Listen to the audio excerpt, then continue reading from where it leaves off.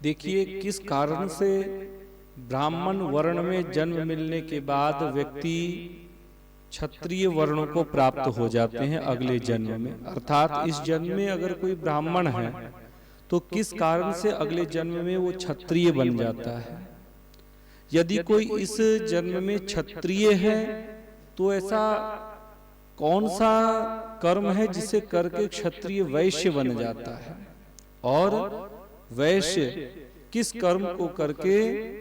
दास वर्ण में पहुंच जाते हैं, शूद्र बन जाते हैं।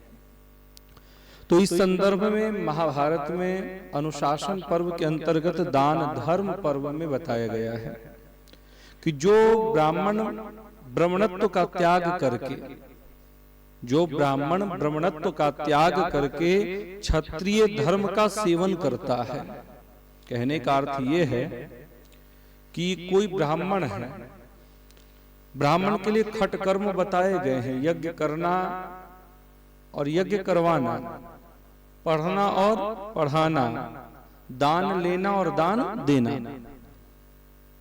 तो जो ब्राह्मण ब्राह्मणत्व का त्याग करके इन सब कामों को छोड़ करके और क्षत्रियोचित कार्य करते हैं, क्षत्रियोचित कार्य से अपना भरण पोषण, अपने कुटुंब का भरण पोषण, अपने परिवार का पालन करते हैं, तो वे ब्राह्मण इस जन्म में तो ब्राह्मण हैं, परंतु वे अगले जन्म में क्या बनेंगे? क्षत्रिय बनेंगे। अगर मनुष्य बने तो क्षत्रिय बनेंगे। अगर कर्म अच्छा है, सब कुछ ठीक है कि स्वर्ग आदि की प्राप्ति हो गई इस जन्म के कर्म के कारण, परंतु स्वर्ग के फल को भोगने के बाद जब वे पुनः से लौट करके आएंगे मनुष्य योनि में, तो उन्हें क्षत्रिय शरीर प्राप्त होगा।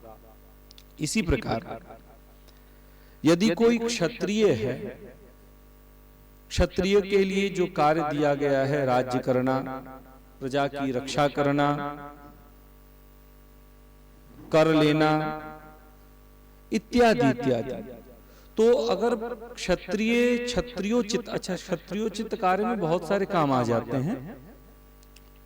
तो क्षत्रियोचित कार्य छोड़ करके अगर क्षत्रिय वैश्य का काम करता है, व्यापार करता है, कृषि कार्य करता है, खरीद बेच करने का काम कर रहा है, तो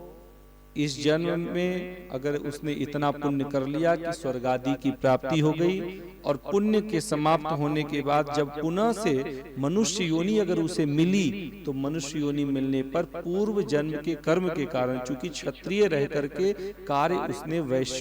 वैश्य का कार्य किया, व्यापार किया इत्यादि कार्य करने के कारण उसे इस जन्म में जो शरीर मिलेगा वो वैश्य का शरीर, वैश्य कुल में जन्म मिलेगा। ठीक उसी प्रकार जो वैश्य हैं, अपने धर्म को छोड़ करके व्यापार करना, कृषि कार्य करना इत्यादि इन कार्यों को छोड़ करके शूद्रोचित जो कार्य कर रहे हैं, तो अगले जन्म में यदि वो इन सब कार्य को करके स्वर्ग आदि को प्राप्त कर लेते हैं और पुनः से मनुष्य योनि में ही जन्म अगर मिलता है, तो अगला जन्म उनका शूद्र वर्ण में होगा। इसी प्रकार यदि शूद्र अपने धर्म पर रह करके, जैसे बताया गया है कि द्विजाति की सेवा करना, अगर वो बिना किसी खेद के अपने कार्य को संपादित करता है, अपने कर्म में है, तो अगला जन्म अगर उसका मनुष्य योनि में होता है, तो वो अगली बार वैश्य वर्ण को प्राप्त करेगा, और वही शूद्र वैश्य बन करके फिर अपने धर्म का पालन करता है, अर्थात व्यापार करता है,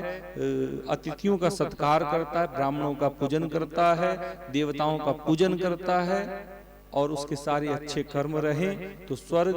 का भोग भोगने के बाद जब पुनः से वो जन्म लेगा, तो अब वैश्य से वो क्षत्रिय बनेगा। तो ये सिस्टम होता है। तो ये जो विधान बताया गया है महाभारत के अनुशासन पर्व के दान धर्म पर्व के 143वें अध्याय में ऐसा वर्णन आता है। तो द्विजातियों को हमारा शास्त्र कहता है और इन चारों वर्णों को कहता है कि जो आपके कार्य हैं उन कार्य को करते हुए प्रभु का भजन करें तो निश्चित ही आपको परलोक की प्राप्ति होगी, मोक्ष की प्राप्ति होगी। अगर आप उन वर्णों में रह करके भगवत नाम जपते रहें, भगवत ध्यान करते रहे और आत्मचिंतन करते रहे तो